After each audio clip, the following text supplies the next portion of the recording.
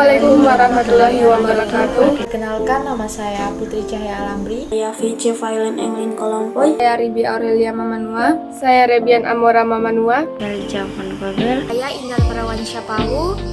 Kami dari kelas 12 IPA 2. Jadi di sini kami akan membahas materi kimia, yaitu tentang oksigen.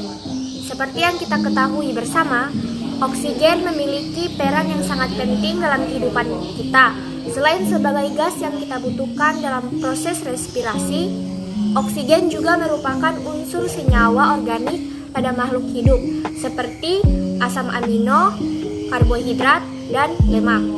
Selain senyawa organik, oksigen juga terkandung dalam senyawa anorganik yang terdapat pada cangkang gigi maupun tulang makhluk hidup. Oksigen merupakan unsur yang paling melimpah dalam gerak bumi. Selain itu, oksigen juga ditemukan di udara dan di air laut dalam senyawa H2O. Di dalam tabel periodik, unsur oksigen dengan nomor atom 8 berada pada golongan 6A dan periode 2 dalam keadaan bebas.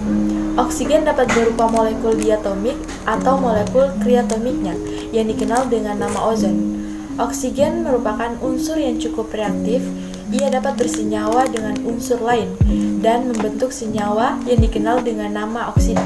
Dalam skala laboratorium, oksigen dapat diperoleh dengan memanaskan kalium klorat atau dari reaksi peruraian nitrogen peroksida menggunakan MnO2 sebagai katalisator.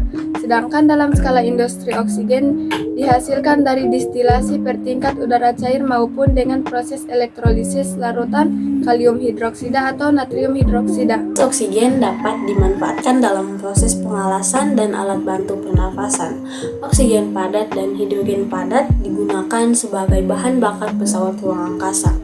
Oksigen dapat bersenyawa hampir dengan semua unsur, baik itu logam maupun non-logam, membentuk oksida. Senyawa oksida dapat digolongkan menjadi beberapa jenis berdasarkan sifatnya. Nah, yang pertama yaitu oksida asam yang merupakan oksida yang bereaksi dengan air membentuk asam. Yang kedua, oksida basa yang bereaksi dengan air membentuk basa. Yang ketiga yaitu oksida amtofer bersifat basa dalam lingkungan asam dan bersifat asam dalam lingkungan basa. Oksida ini dapat bereaksi asam maupun basa. Yang keempat yaitu oksida inoferon, tidak bereaksi dengan air, tidak dapat membentuk asam maupun basa. Yang kelima, peroksida, yaitu merupakan oksida dengan bilangan oksidasi oksigen dalam senyawa sama dengan -1. Yang terakhir yaitu superperoksida, memiliki bilangan oksigen dalam senyawa sebesar -0,5. Ozon atau molekul kriotomik dari oksigen berupa gas berwarna biru dan berbau khas. Ozon banyak terdapat di lapisan atmosfer, terutama pada stratosfer, dan bermanfaat melindungi bumi dari paparan sinar ultraviolet. Ozon mempunyai bentuk molekul bengkok dengan sudut ikatan 116,8 derajat dan ikatan rangkapnya mengalami resonansi. Ozon dapat diubah dalam skala laboratorium dengan mengalihkan gas oksigen dalam tabung yang diberi loncatan bunga api listrik tekanan tinggi. Selain melindungi bumi dari sinar ultraviolet, ozon dapat dimanfaatkan pada pengolahan air sebagai pembunuh kuman dan pada pemutih pakaian. Senyawa oksigen lain yang sering kita jumpai adalah hidrogen peroksida. Hidrogen peroksida 3% biasa dikenal sebagai larutan perhidrol di pasaran. Larutan perhidrol biasa digunakan sebagai pemutih maupun antiseptik dalam skala laboratorium. Hidrogen peroksida dibuat dengan mereaksikan barium peroksida dan asam sulfat, sedangkan dalam skala industri hidrogen peroksida dibuat dengan elektrolisis larutan amonium sulfat yang dicampur dalam asam sulfat pekat.